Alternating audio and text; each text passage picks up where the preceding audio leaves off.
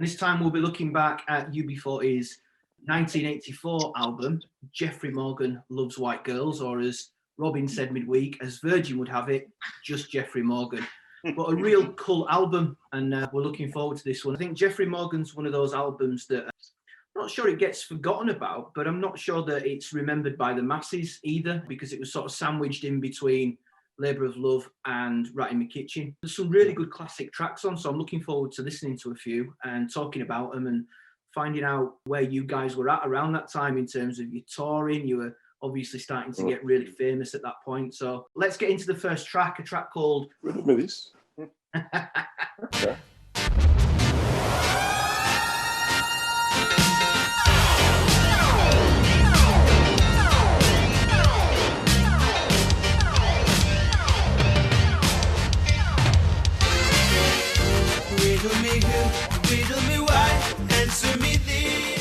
What a great lyric that song had. Tell us about it then, because a lot of people, some people listen intently to lyrics, but other people just sing and dance along and don't always take it in. So for those who do have that approach, what's it all about? Well, it's the ever-recurring theme of UB40s about the propaganda machine.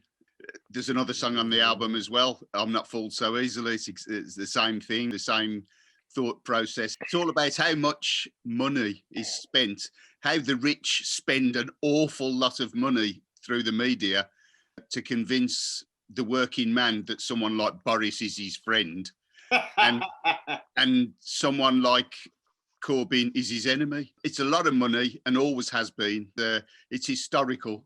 It's always been the case, not just since in the days of the Armada and Britain rules the waves, etc. It was the same bullshit going on then. Even when the Armada won, we were still claiming we won. That's what happens. That's what the ruling classes have always done. It's all about keeping the working man in their place. And it's a subject that's dear to our hearts. Did you realise that these lyrics that you were writing 35, 40 years ago were going to be timeless? We hope not.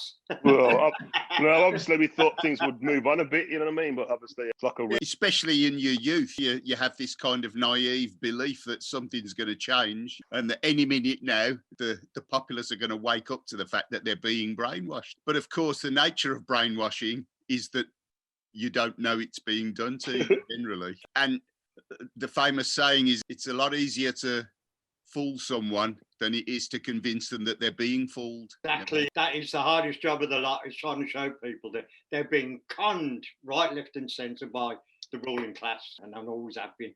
I think the English love it to some degree. It's not true of the Scots. It's not necessarily true of the Welsh, although it's more true than it used to be. It's not true of the Irish either. There's something very English about that kind of ruling class propaganda, and there's something about the English that they're on their knees still to the upper classes. I think it's also true that the English propaganda machine is a lot better than it is in the Celtic countries. Absolutely. There's a lot more of it and a lot more wealth, and a lot more of that wealth is being spent to maintain the status quo. I think musically that track is very Black Uhuru. I mean, obviously, me and Jimmy are massive Sly and Robbie's fans, and Black Uhuru had several albums out at that time, and it's very Black Uhuru-ish, up-tempo.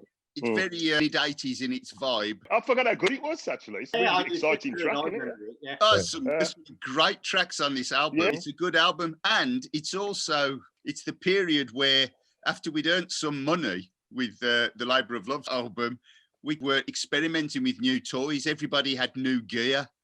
I had synth guitar for the first time ever. That was a synthesized guitar that I was using. That lead on that track is a synthesized guitar, a sound you couldn't get with a guitar unless you had a synth. And I think who wrote that, Robin? Sorry? Who wrote that? Who wrote the lyric? What? Riddle me. Yeah. Me. Obviously. I'm glad we sorted that riddle out. See what you did then. Yeah, diddle Rob wrote the riddle.